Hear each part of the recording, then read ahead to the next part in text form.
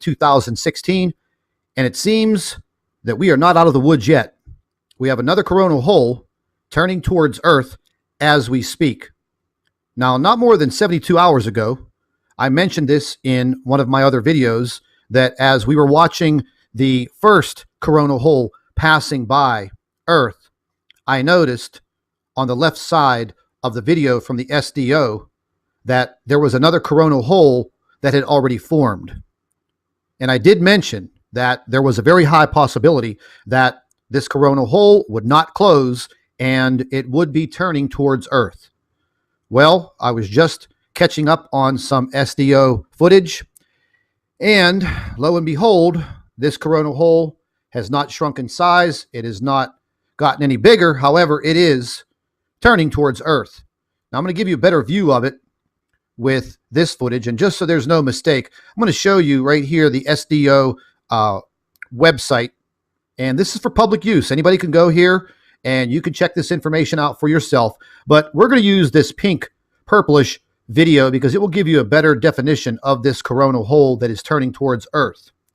Right below here is the last 48 hours of the video footage that they have. So we're going to go ahead and click on that. And as the image comes up, there she is. It looks rather menacing, and it probably will be. There's no doubt about it. Now, one thing I do want to touch on is over the next few days, and what you're viewing here is a computer model of solar winds, measuring plasma density and radial velocity. Now, I know it sounds a lot like a bunch of scientific mumbo jumbo, but in actuality, it's not. And it's very easy to understand the visual graphics. As you can see right here, this is planet Earth in this graph. This is a wave of solar wind that is coming our way. Over here, it will measure the plasma density, and below this graph will measure the radial velocity in kilometers per second. As you can see on the bottom are dates: the 27th, 28th, 29th, 30th, 31st of December, leading into the 1st and 2nd of January. So as we move into the last day of December and the last day of the year, and moving into New Year's Day, we're going to be hit with another solar wind, solar wave, cosmic wave, whatever you want to call it. It's going to be damaging to the Earth. Now, when I say damaging, I'm not referring to the end of the world like all of these other people want to imply or infer, and they like to put words in your mouth. Never once have I said that this will be the end of the world. Never. Not once. However, whenever you're dealing with situations like this, it will increase earthquake activity and volcanic activity across the globe. We are already seeing this earthquake activity, and right now, the state of California in the United States, I think, is in very serious danger. Now, we've already seen this starting around midnight last night, right on the border of Nevada and California. And since then, more earthquakes have gone off. And we're going to go ahead and zoom right in here. Now, I was going through some emails about an hour ago, and I was getting emails from people that live in the Nevada area and also the California area that borders Nevada. They were all telling me the same thing, that yes, they did feel this earthquake, and they keep occurring, the aftershocks, in a very widespread area. Now, since we've been monitoring the situation, another earthquake swarm started to appear in Southern California, not far from Los Angeles. I'm going to go ahead and zoom into the area. Not far from San Bernardino. Seems to be in a mountainous area.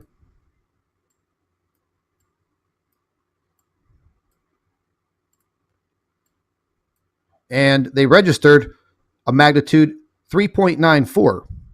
And then a swarm of earthquakes, aftershocks, hit right after it. Now, what I did notice is in this area, as I zoomed in and just used the satellite, there is someone's house right next to the epicenter of where this earthquake, oh, it's updating. Well, even more earthquakes just came in. So I guess we're going to be pretty busy here in the California, Nevada area over the next several days.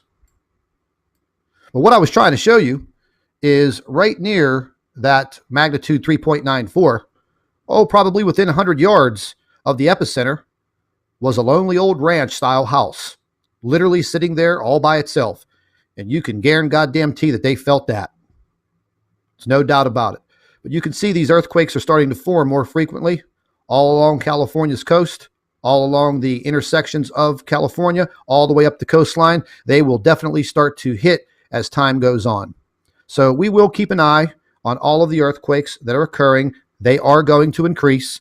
A few hours ago, they had a magnitude 4.7. It was actually downgraded. It came in a little bit higher than a magnitude 4.7.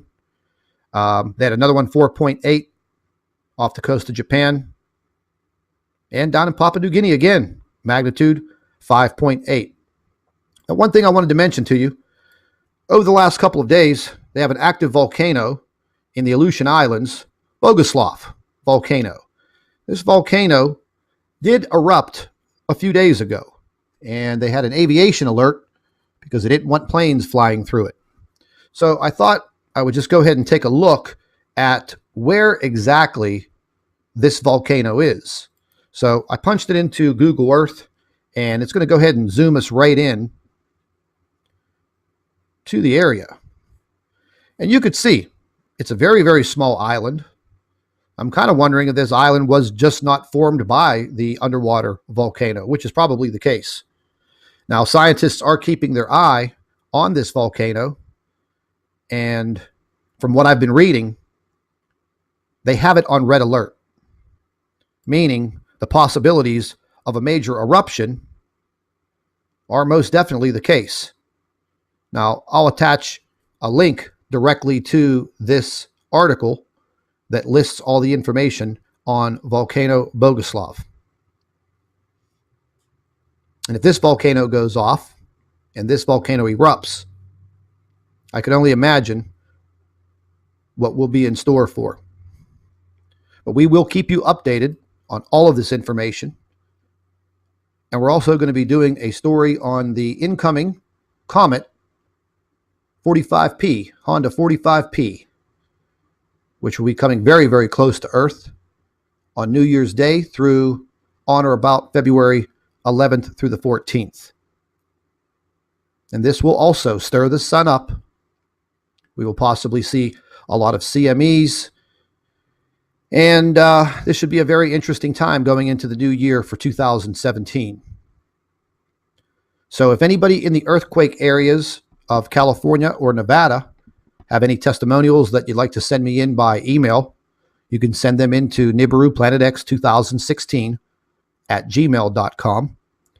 And I still have a bunch of other emails to go through, but these people are telling me that they are definitely feeling these earthquakes in the eastern part of California, right along the Nevada border. So if you want to tell me about it, drop me an email, and I want to hear what you have to say. Stay tuned. We will have additional information for you in approximately 2 hours.